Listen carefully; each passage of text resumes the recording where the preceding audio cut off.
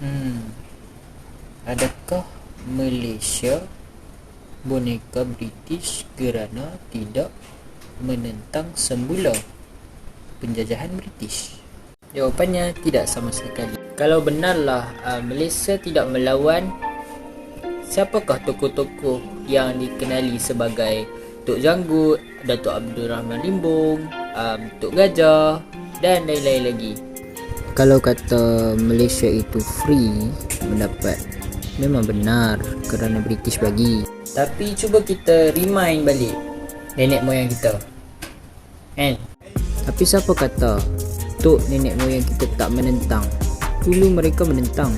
Kebanyakan orang yang kata Malaysia ni boneka British, mereka ni tak pernah tahu pun tokoh-tokoh Malaysia yang pernah berjuang habis-habisan untuk mendapat kemerdekaan. Example macam tokoh kita ni Abdul Rahman Limbong yang lahir di Telemung, Terengganu, dan Tok Gajah atau dikenali sebagai Rasu bin Sharom yang menjadi pahlawan di Pahang, dan Datuk Maharaja Lela who was a Malaysian nationalist from Perak, a descendant of Daing Salili. Jadi tokoh-tokoh ini yang melawan pihak British dan mendapatkan hak semula, sampaikan perlawanan mereka menyebabkan ada yang syahid dalam peperangan tembak-menembak untuk berjuang melawan British. Selain daripada yang membicarakan tanah Melayu ini, bukanlah mereka British, kerana masyarakat Melayu ini sangatlah menginginkan kemerdekaan. Namun setiap kali penentangan yang dilakukan pasti gagal kerana terdapat pembelot di antara orang Melayu, Cina dan India. Sebagai contoh, kita boleh membahaskan tentang negeri Melaka, di mana ia sangatlah diingini oleh penjajah, di mana ia merupakan kawasan yang sangat strategik untuk perdagangan dan merupakan kawasan yang sangat kaya dengan hasil bumi. Melaka juga merupakan negeri sangatlah digelumi British kerana Melaka mempunyai senjata yang berteknologi tinggi seperti meriam dan senapang panah. Namun mengapa Melaka tidak dapat melawan penjajahan British? Kerana terdapat perkhidmatan di antara orang Melayu, buruh Cina dan buruh India, di mana mereka membongkarkan strategi perang orang-orang Melayu sehingga terdapat banyak yang terkorban. Mengapakah mereka melakukan begitu?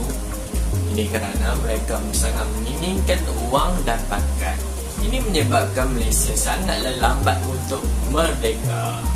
Selain daripada yang aku mahu terangkan, Malaysia bukanlah boneka British kerana terdapat peristiwa yang membawa kepada kemerdekaan, seperti gerakan nasionalisme bermula sejak era sebelum perang, jadi diteruskan dari zaman Jepun dan selepas perang. Desakan dan tentangan daripada orang Melayu dan kompromi yang diberikan oleh orang asing seperti China dan India, British tidak mempunyai pilihan selain memberikan kemerdekaan kepada tanah Melayu pada 11 Ogos 1957.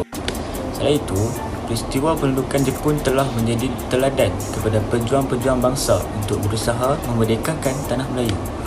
Dorongan daripada negara jiran seperti Indonesia telah menyemarakkan semangat orang Melayu untuk memerdekakan tanah Melayu. Jepun menyerahkanlah.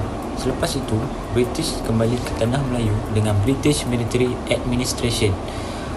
Pemerintahan adalah bercorak sementara. Selain itu, perundangan yang dilakukan di London pada 10 Oktober 1942, unit perancang tanah ditubuhkan dan Malayan Union ditubuhkan.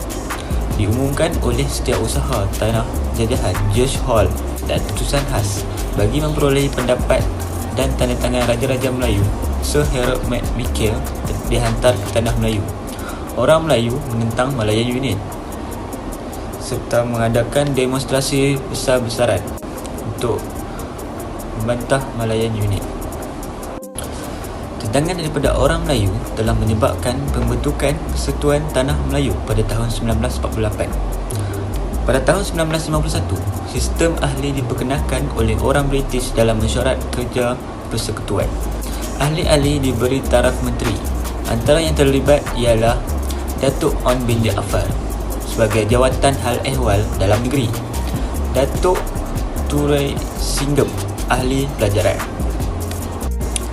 Selain itu, peristiwa Suruhanjaya Raid dibentuk pada tahun 1955 bagi mengesyorkan pembentukan satu perlembagaan persekutuan berdasarkan demokrasi berparlimen. Januari 1956, 8 orang wakil telah berangkat ke London. British bersetuju memberikan kemerdekaan kepada Tanah Melayu pada 31 Ogos 1957. Pengumuman rasmi dilaungkan di Stadium Merdeka oleh Tunku Abdul Rahman pada 31 Ogos 1957. Kali ini saya akan membincangkan tentang gerakan nasionalisme di Tanah Melayu. Walaupun ditentang oleh orang tempatan, namun British berjaya menjajah Tanah Melayu, Sarawak dan Sabah.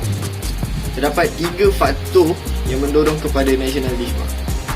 Yang pertama, gerak balas terhadap pentadbiran Inggeris menjelang akhir abad ke-19. Pihak Inggeris telah berpuas hati dengan kaedah pengukuran kuasa mereka, pengaruh dan kedudukan ekonomi mereka di Tanah Melayu. Akibat daripada keadaan ini, institusi Melayu tradisional dan elit Melayu tradisional mendapati diri mereka terpaksa mengambil peranan yang semakin kecil dan hal ehwal kerajaan dan pentadbiran. Langkah-langkah yang diambil oleh pihak Inggeris ini telah menimbulkan rasa tidak puas hati di kalangan orang Melayu, kerana mereka sedar hak mereka sebagai rakyat peribumi sedikit demi sedikit diambil alih oleh pihak pendatang dan kaum penjajah. Yang kedua, perkembangan politik. Sistem perkembangan ini dapat membantu mengatasi sikap perkampungan, kedaerahan dan kenegerian masyarakat Melayu tidak kira dari daerah atau negeri yang berlainan, dapat berhubung di antara satu sama lain. Adalah demi kepentingan ekonomi mereka, walau bagaimanapun ianya telah membantu menyelesaikan halangan geografi di kalangan masyarakat Melayu. Dan yang ketiga, daripada segi agama. Pada penghujung abad ke-19 dan awal abad ke-20, masyarakat Melayu terutamanya yang tinggal di bandar-bandar berasa tidak puas hati dengan keadaan ekonomi, sosial dan politik mereka. Kesedaran ini melahirkan 3 golongan di bandar-bandar untuk memperjuangkan kepentingan masyarakat Melayu.